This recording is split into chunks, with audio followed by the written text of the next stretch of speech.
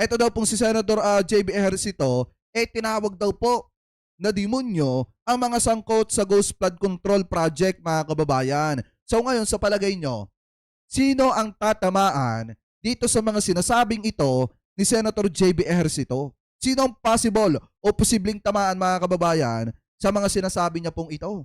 Kasi may mga tatamaan po talaga dito. Yung mga ano dyan, yung mga sinisingil dyan ng mga kababayan natin sa Bulacan, talagang tatamaan yun dito sa sasabihin ni JB Ejercito. So ito, play po natin. Demonyo, yan ang tawag ni Senador JB Ejercito sa mga pasimuno ng Ghost Flood Control Projects. At dapat anyang mapanagot ang mga ito sa batas. Yan ang agenda report ni Hannah T. Pang-impyerno na yung levels na yun di ba? Na ano na hindi hindi naman tayo santo lahat dito, pero wag naman tayo maging demonyo, di ba?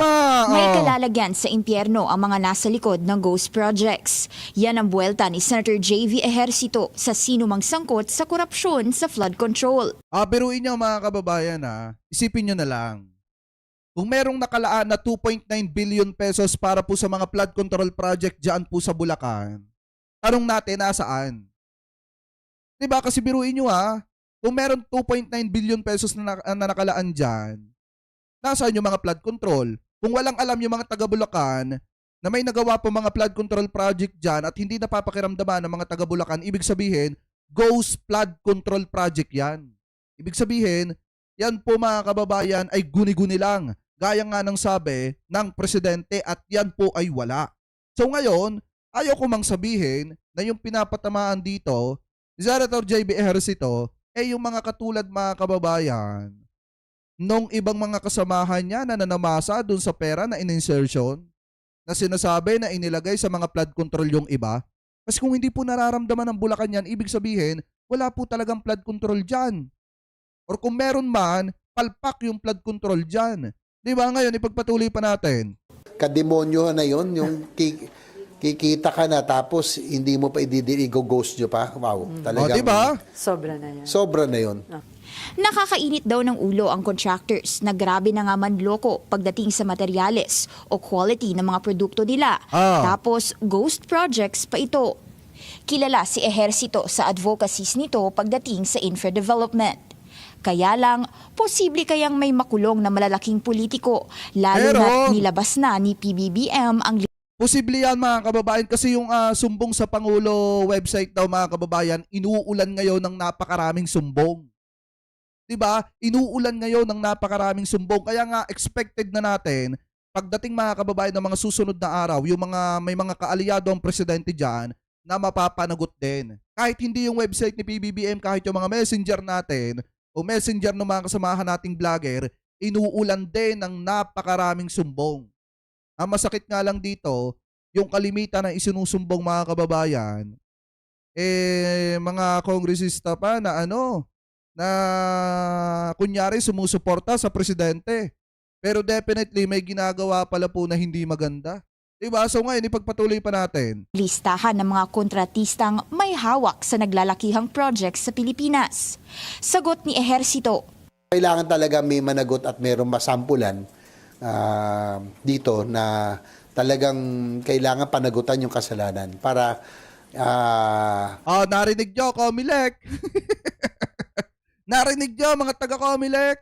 Kaya yung mga taga-Comelec dyan, dapat imbestigahan na nila yung yung tumanggap ng donasyon na nagkakahalaga ng 30 million pesos. Kung yan ba talaga ay nakalabag or hindi. Diba? Para na sa ganun, kahit papaano may masampulan. Kasi malaking headline to.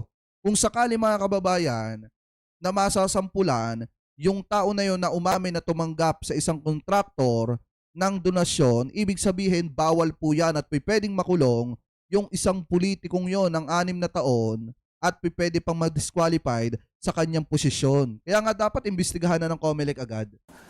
Magtanda at matakot yung iba. Pinagtanggol diba? din ni Ejercito si SP Cheese Escudero pagdating sa di umano'y demolition job laban sa kanya.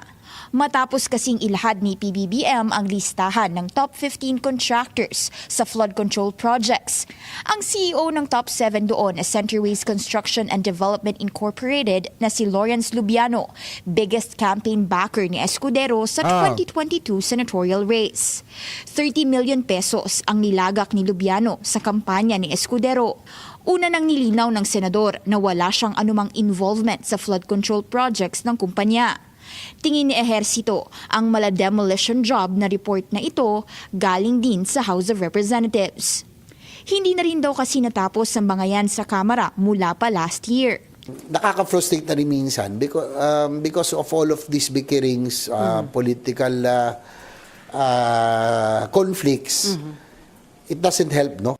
Hindi rin daw nakakatulong sa imahe. Hindi. Para sa akin, mga kababayan, hindi po demolition job yan. Kasi kung demolition job yan, di sana fake news at hindi totoo yung 30 million na i-donate sa campaign funds ni Senate President si Escudero. Ang problema kasi, mga kababayan, mismong si Senate President na ang umamin na talagang may nag-donate, mga kababayan, sa kanya at kilala niya yung may-ari ng construction company, mga kababayan, na yon, na kontraktor ng mga proyekto sa gobyerno or isa sa mga kontraktor ng proyekto ng gobyerno. Ibig sabihin, totoo yung accusation kay Senate President si Escudero at hindi po yan demolition job. Magkaiba kasi pag sinabing demolition job, yan yung ginagawa laban sa kanya na hindi naman po totoo. Ang problema, umamin nga po siya ng gobyerno ang word war sa pagitan ng Senado at House.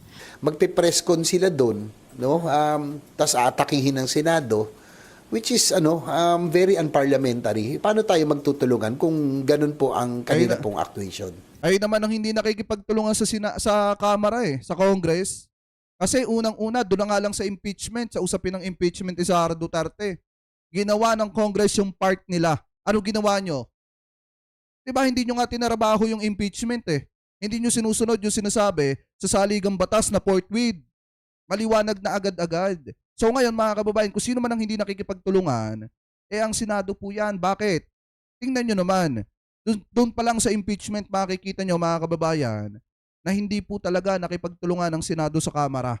Ginawa ng Kamara yung part nila, tinarabaho nila yung impeachment, pinagbutohan yan, dumaan sa tamang proseso, pagdating ng Senado, binitin ang taong bayan. Kaya nga kung meron mang hindi nakikipagtulungan dito, ang Senado yan.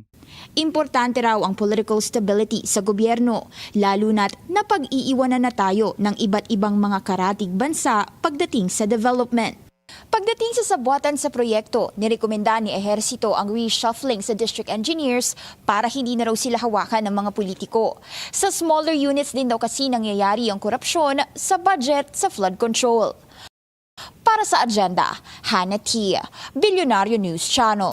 Ayan. Maliwanag, mga kababayan Ito para lang naman sa akin. Ang pinag-uusapan kasi dito hindi yung paninira kay Senate President si Escudero. Ang pinag-uusapan po dito kung totoo ba or hindi na tumanggap siya ng donasyon mula sa isang construction company. Ngayon, mga kababayan, lumalabas na totoo po na tumanggap siya ng donasyon sa isang kontraktor ng mga proyekto galing po sa gobyerno. Ibig sabihin, totoo. Hindi po yan demolition job. Dahil pag sinabi demolition job yan, walang katotohanan yung 30 million ang problema, mga kababayan, mismong siya na nga po yung umamin. So hindi po demolition job na masasabi po yan. Ano po, ngayon, punta naman po tayo, mga kababayan. Ituloy na po agad natin yung ating usapin na yan dito po sa kung saan, mga kababayan, na nakita nating balita galing po dito sa UNTV News. Kasi dito maliwanag na marami po talagang mananagot. Kasi taong bayan na mismo ang dumidirekta na nagsusumbong sa website, mga kababayan, na kung saan presidente po mismo ang nakakabasa niyan. So ngayon, ayon po dito sa nakita nating balita, galing po sa UNTV News, sumbong sa Pangulo Portal, nakatanggap na agad ng 1,148 reports. Ibig sabihin, nasa 1,000 na po agad mahigit yung mga nag-report about po sa issue ng mga flood control project. So asahan nyo na, may mga bagong lalabas na naman ang mga pangalan dito na talagang sangkot, mga kababayan, sa mga anomalya na flood control. So ito, i-play po natin itong nakita nating balitang ito. As of August 11 to 13, 2025, may 84,892 total views, may 1,148 reports, at may 823 feedbacks. Mabilis ang naging tugon ng publiko sa panawagan ni Pangulong Ferdinand Marcos Jr. na tulungan siyang tukuyin ang mga umano'y maanumalyang flood control projects. Umabot na sa 1,148 reports ang natanggap ng portal na sumbong sa pangulo.ph simula ng ilunsad dito ni PBBM noong Lunes, August 11. Mayroon din itong 823 feedbacks habang nasa 84,892 ang total views nito. Wala pang detalye na ibinigay ang palasyo ukol sa mga natanggap na report. Ayon kay Palace Press Officer Jose Claire Castro, tiyak na mananagot ang mga kontratistang may maanumalyang proyekto. Dahil yung mga maanumalyang proyekto ay ito po ay paiimbestigahan. Hindi po ibig sabihin na nabigyan sila ng bagong kontrata, hindi na po sila maaari managot sa mga dating naging kontrata na masasabing maanumalya. Isinantabi naman ng Malacanang ang ipinapanukala ni Baguio City Mayor Benjamin Magalong na magkaroon ng isang lead-in. Ito naman si Magalong, mga kababayan, pa-epal naman yan eh. Puro chismis lang, mga kababayan, naman ang sinasabi nitong si Magalong. Alam niyo, para sa akin, mga kababayan, mas paniniwalaan ko pa yung mga nakakarating na report galing po dito sa sumbong sa Pangulo PH kasi mismong taong bayan po yung nagre-report yan. Ngayon, mga kababayan, asahan po natin na sa mga susunod na araw, may mga lalabas na mga bagong pangalan, mga bagong politiko na sangkot, mga bagong kontraktor na nakinabang na namasa ng mga proyekto galing po sa gobyerno. Expected na natin na may mga pangalan na lalabas po dyan. Ano po ngayon, ipagpatuloy pa natin. Investigator sa investigasyon sa anomalya sa flood control project. Sa halip, hinimok muli ng palasyo ang alkalde na ilahad ang kanyang nalalaman sa anomalya sa mga ipinatutupad na proyekto ng pamahalaan. At kung ano man po ay maitutulong Tsaka dapat ang gawin kasi ni Magalong, mga kababayan, ipablog niya doon kay Libayan. Kay Attorney Libayan, ipablog niya doon. Sabihin niya, i-vlog mo nga itong mga nalaman ko na ito. O kaya naman siya mismo ang maglahad, mga kababayan, sabihin niya, nasangkot si ganito, nasangkot si ganyan. Ang problema kasi, kaya napapagkamala na puro chismis yung sinasabi ni Magalong, kasi puro salita lamang naman po yung sinasabi niya. Buti nga tayo kahit papaano may resibo dito eh. Sa mga binibitawan nating salita, pinipilit natin na magkaroon po tayo ng resibo na ipinapakita sa inyo. Eto pong si Mayor Magalong, dun ba sa mga sinabi niya may ipinakita na ba siya na mga ebidensya o papel man lang na hawak na sinasabi niya na etong si ganito, si congressman, o etong si contractor na ganito, sangkot yan sa maanumalyang flood control. Kaso ang problema, wala eh. 'Di ba? Alam niyo, parang lumalabas dito, wala kasing tiwala si Magalong sa investigasyon na pwedeng gawin ng gobyerno ni PBBM. Kaya nakikisawsaw na lamang po siya sa isyong ito. Meron nga dyan, mga kababayan, kung matatandaan nyo. 'Di ba nung nakaraang taon, naging mainit na usapin yung 7-7, yung 7 sa AKAP, 7 sa AX, Tupad, etc. Yung mga ayuda, yan ba ay napatunayan ni Magalong yung accusation niya na 7-7 sa mga congressman? Di ba wala nga siyang nailabas na mga ebidensya doon? Kaya nga para sa akin, mga kababayan, much better. Tama yung sinasabi ni Atty. Claire dito, ilabas na lamang po niya yung ilabas na lamang niya, mga kababayan, yung mga ebidensya bago siya magpuputak para maniwala naman ng taong bayan. tulong ni Mayor Magalong, mas maganda po na ito'y mailahad niya Tama. sa Pangulo. At hindi naman po siguro kinakailangan pang magkaroon ng isang magli-lead sa probe dahil nga may mekanismo na po at sistema na ibinigay ang ating Pangulo.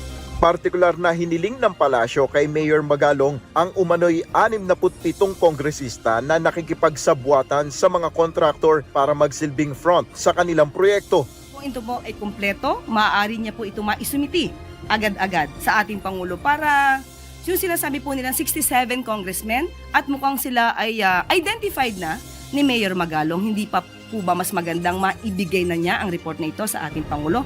At kung kinakailangan maidemanda o makasuhan ng may sapat na ebidensya, agad-agad na din po itong dapat gawin. Nel Maribuhok, UNTV News and Rescue, Diyos ang aming sandigan, serbisyo publiko ang aming pinahalagahan. Ayan, maliwanag, mga kababayan, na totoo naman yung sinasabi ni Atty. Claire dito. Kung totoo talagang sinasabi ni Mayor Magalong, much better, mga kababayan, ilahad na po niya. Para nang sa ganun, alam din ng taong bayan. Kasi maliwanag naman po yung sinasabi ng presidente. Maliwanag naman yung sinasabi ni PBBM. Ang gustong mangyari ng presidente, transparency. Maging transparent ang gobyerno sa taong bayan. Ngayon, yung mga listahan na inilabas ni PBBM, nakapublic na po yan. So kung may gusto pang idagdag si Magalong, bakit hindi niya isa publiko? Ngayon nga, ang gusto mangyari ni PBBM, transparent. Bakit hindi niya magawa na maging transparent sa kanya mga accusation or kanya mga sinasabi na nalaman niya. Bakit hindi niya i-public? 'Di ba? Ganun lamang po kasimple. Buti pa nga si Mayor Vico Soto eh.